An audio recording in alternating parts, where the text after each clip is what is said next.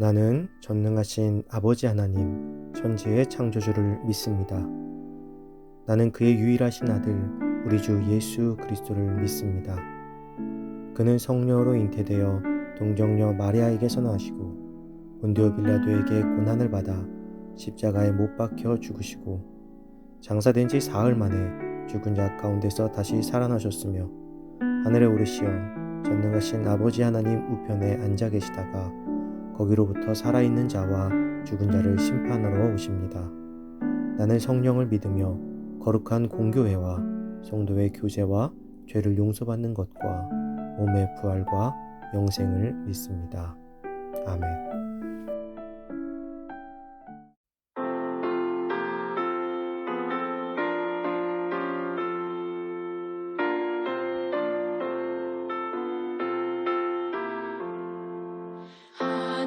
하나님이 말씀하시기를 내 마음을 나에게 바치어라.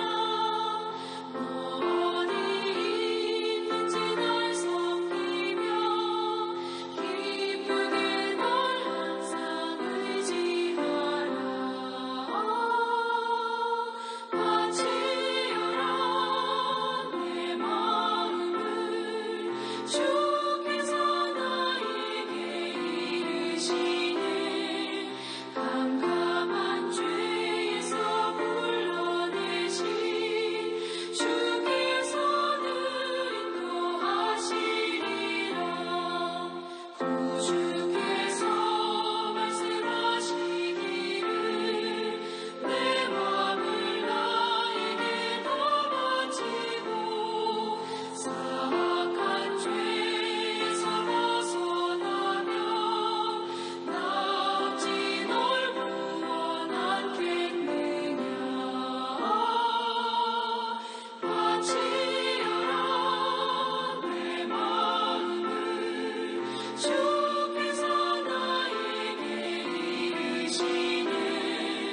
캄캄한 죄에서 불러내시 주께서는 인도하시리라.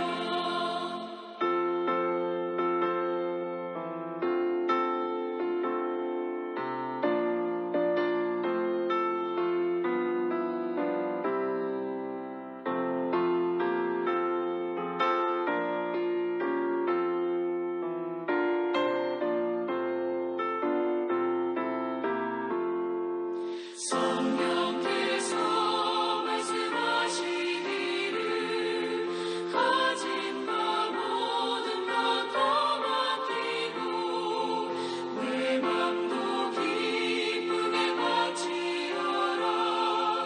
풍성한 은혜를 더하리라. 바치어라 내 마음을 주께서 나에게 이르시네. 캄캄한 죄에서 불러내시 주께서는 인도하시리라. 아멘.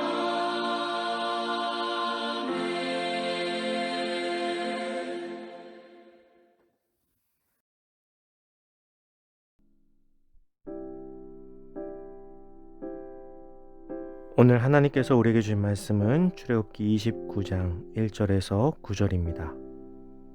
내가 그들에게 나를 섬길 제사장 직분을 위임하여 그들을 거룩하게 하려는 이러하니 곧 어린 숫소 하나와 흠 없는 숫양 둘을 택하고 무교병과 기름 섞인 무교과자와 기름 바른 무교전병을 모두 고운 밀가루로 만들고 그것을 한 광주리에 담고 그것을 광주리에 담은 채 그 송아지와 두 양과 함께 가져오라.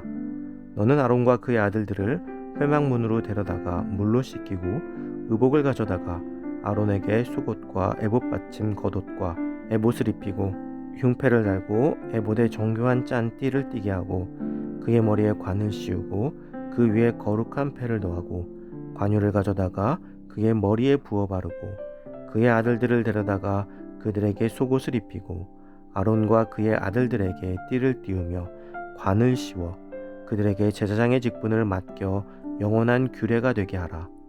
너는 이같이 아론과 그의 아들들에게 위임하여 거룩하게 할지니라. 아멘. 그리스도인의 직분이라는 제목으로 오늘 말씀 나누겠습니다.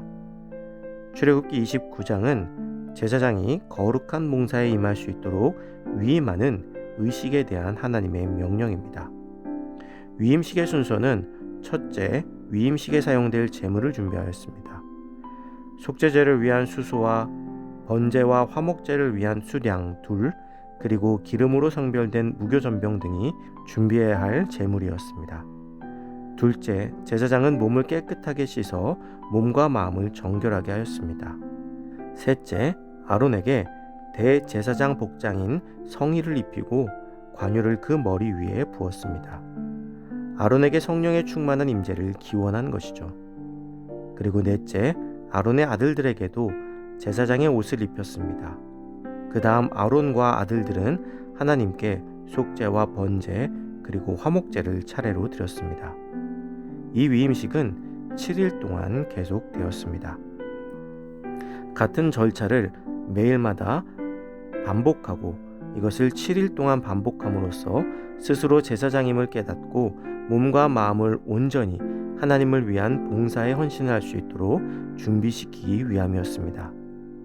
이러한 과정이 필요했던 것은 제사장의 직분을 위임받음에 있어서 철저하게 준비시킴으로써 혹 하나님 앞에서 실수하여 불경된 행동을 하는 것을 방지하시기 위한 것이었습니다.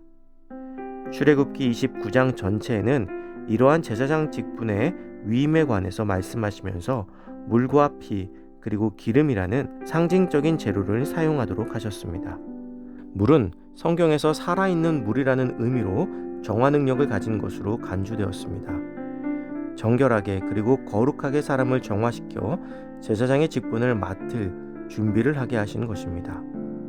사람이 물로 씻기는 것은 지금의 시대에는 세례라고 할 수 있을 것입니다. 하나님의 백성은 물로 씻어 마음으로 깨끗하게 되는 것입니다. 제사장은 위임식뿐 아니라 성소에 출입할 때마다 항상 몸을 물로 씻어 몸과 마음을 정결하게 하였습니다. 제사장 그리고 우리 그리스도인들이 하나님 앞에 설 때 가장 처음 하는 준비로 바로 정결이 필요합니다. 또한 성경은 피를 통한 절대적인 헌신과 충성을 이야기합니다. 피는 생명인 이유로 희생제의의 본질적인 요소로 사용되었으며 죄를 정화시켜 신성하게 하는 데 사용되었습니다. 따라서 속죄의 피는 죄를 씻음으로 얻는 생명이고 살아있는 하나님과 더욱 밀접하게 되는 것으로 간주되었습니다. 대제사장의 위임식에서 희생제사를 통한 피가 사용된 것은 피의 역할처럼 죄에 대한 철저한 회개와 전적인 헌신을 다짐하는 것입니다. 마지막으로 사용된 재료가 기름입니다. 기름은 성별된 관유로 희생제물의 피와 함께 사용되었습니다. 제사장은 피를 통한 속죄가 이루어진 후 기름을 통해서 성결하게 되었습니다. 또한 기름은 성경에서 여호와의 선물이라는 의미를 가지고 있습니다. 정결하게 되어 하나님께 전적인 순종과 헌신을 맹세한 자들에게 기름을 부어 은총을 부어주시며 신령한 은혜를 내려주신 것입니다. 우리는 모두 죄로 인해서 죽을 수밖에 없는 존재들이었습니다.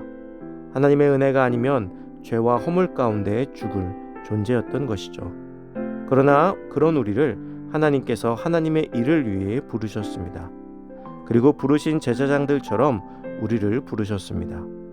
제사장의 위임식을 바라보며 우리도 하나님의 자녀요 일꾼으로서 갖추어야 할 마땅한 도리를 깨달을 수 있어야 할 것입니다. 사랑하는 성도 여러분, 우리는 하나님 앞에 얼마나 정결하며 온전한 헌신을 드리고 있을까요? 성도의 본분인 하나님을 영화롭게 하기 위해서 우리의 삶을 돌아보고 참된 헌신의 길로 나아가는 우리가 되기를 간절히 소망합니다.